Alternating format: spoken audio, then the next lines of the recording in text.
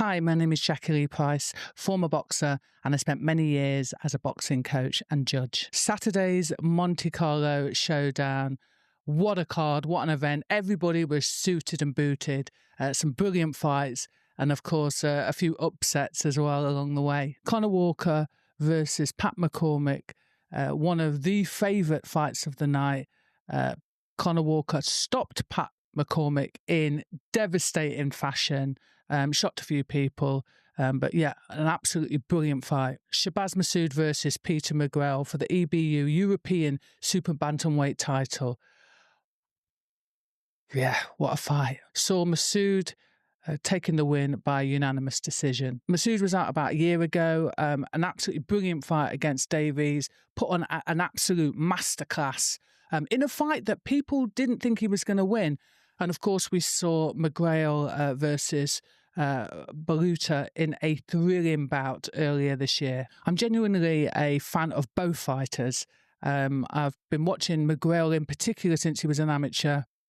Saw him at the national finals, and he kind of won near enough every medal that there was to win in the amateurs. Masoud, lovely little fighter, had great success as a youth, and also fought for the EB national title. So like I say, I'm a fan of both guys, so I was really looking forward to this fight. And with Masoud, there's been let's just say a few whispers behind the scenes about how talented, how special this kid is, from trusted friends and, people in the know. Both technical boxers, you think they're going to ease their way into the fight, time their shots, look for counters. And don't get me wrong, they did.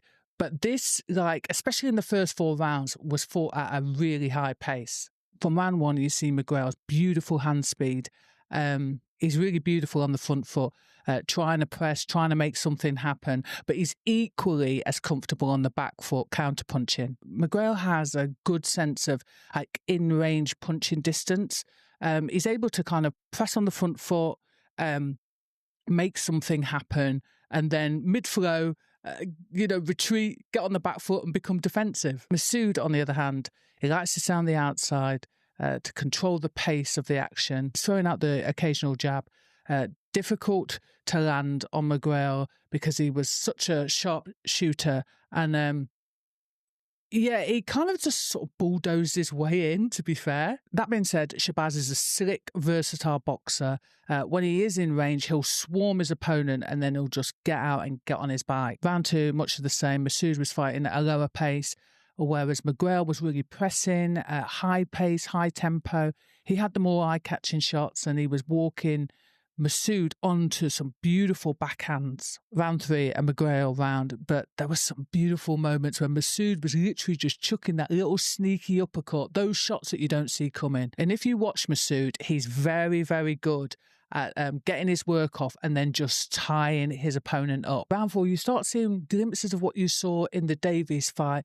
Masoud is slipping and sliding his way out of trouble. He's actually much more economical with his shots. And it's not because I don't think he has it in the tank. It's just like his style of fighting. On the other hand, McGrail, he's quick off the mark.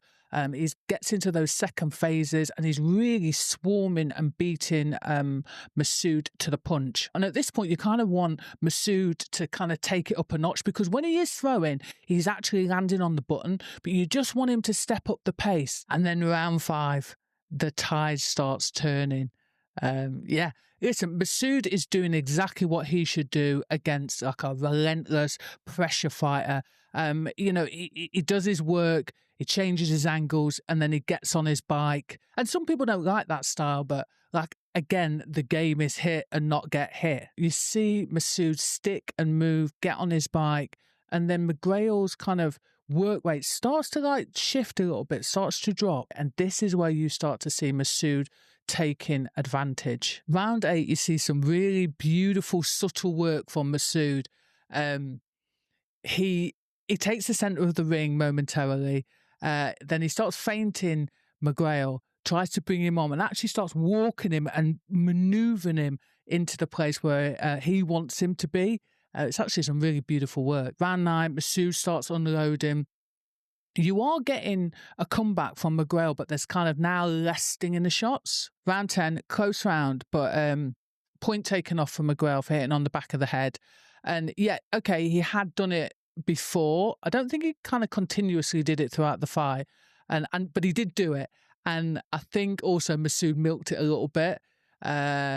Yeah, so there's a little bit of tit for tat there. To be honest, round 11, round 12, I had them quite close. Round 11, I think that was actually quite a close round. An argument for both fighters, to be fair.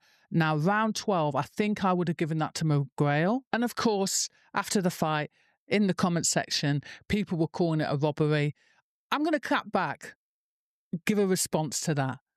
Just because sometimes you see somebody who looks the busier, it doesn't mean to say they're actually scoring blows. The scoring within a round can tilt one way or the other, depending on the amount of scoring blows landed on each fighter. Masoud talking about moving up to featherweight because he struggles to make weight.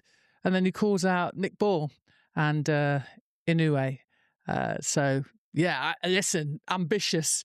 But I like it. Who would you like to see McGrail fight next? 3 losses in quite a short career.